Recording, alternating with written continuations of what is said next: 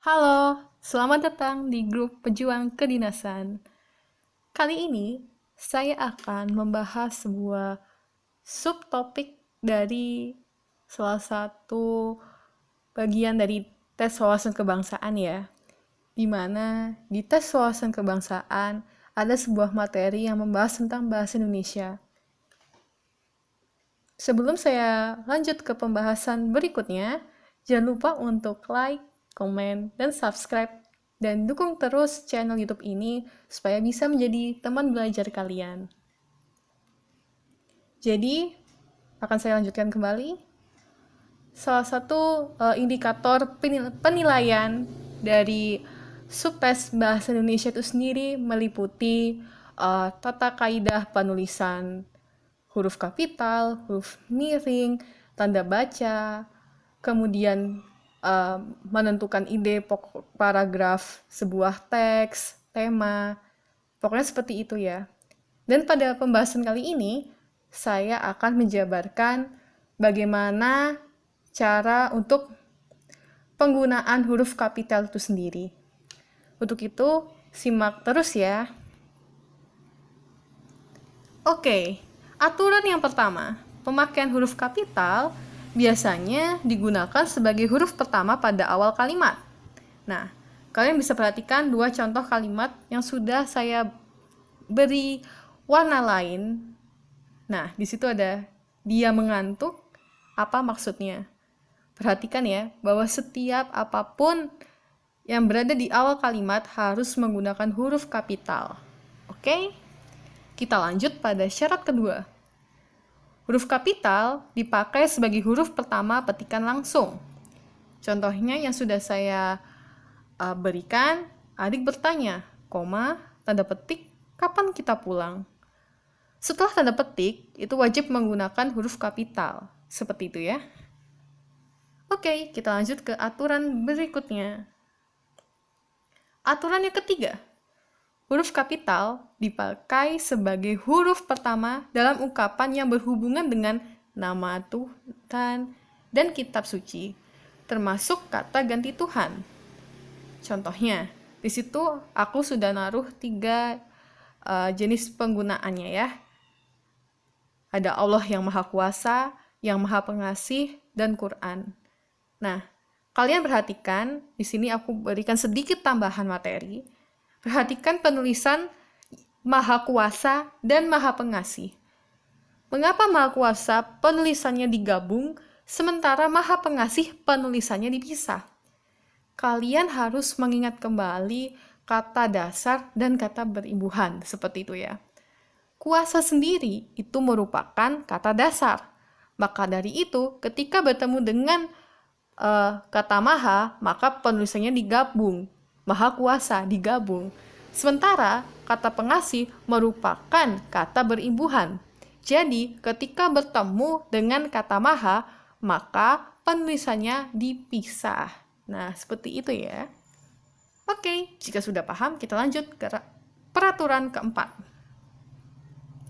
Yang keempat, huruf kapital dipakai sebagai huruf pertama unsur nama jabatan dan pangkat yang diikuti nama orang atau yang dipakai sebagai nama orang tertentu, nama instansi, atau nama tempat. Nah, contohnya yang sudah aku berikan di situ Profesor Supomo. Karena di situ menerangkan jabatannya Supomo, maka profesor harus kita tulis sebagai huruf kapital.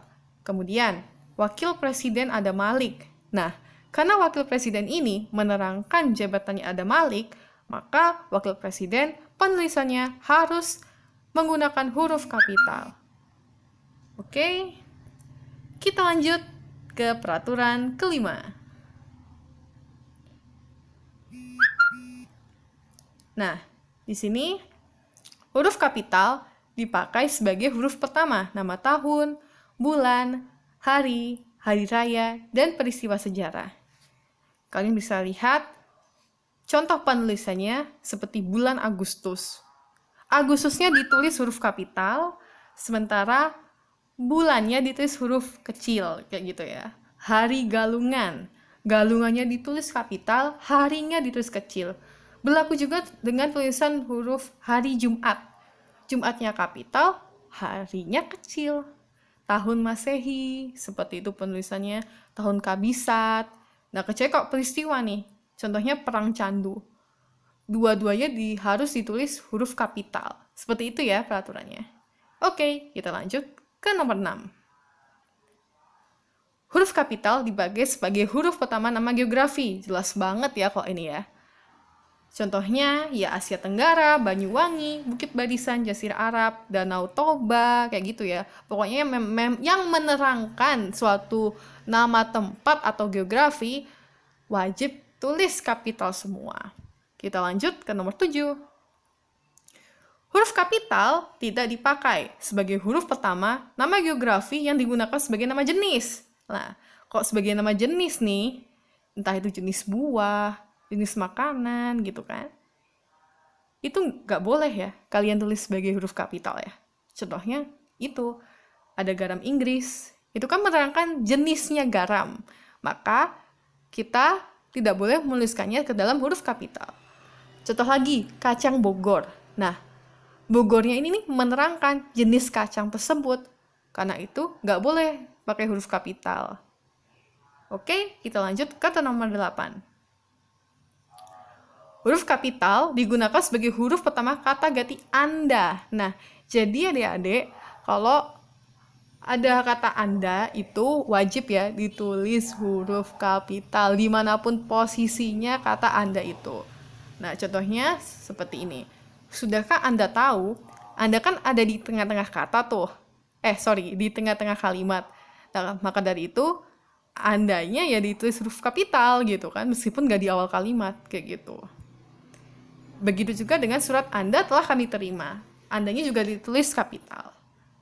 Oke, kita lanjut ke nomor 9. Huruf kapital dipakai sebagai huruf pertama kata penunjuk hubungan kekerabatan, seperti bapak, ibu, saudara, kakak, adik, dan paman yang dipakai dalam penyapaan dan pengacuan gitu ya.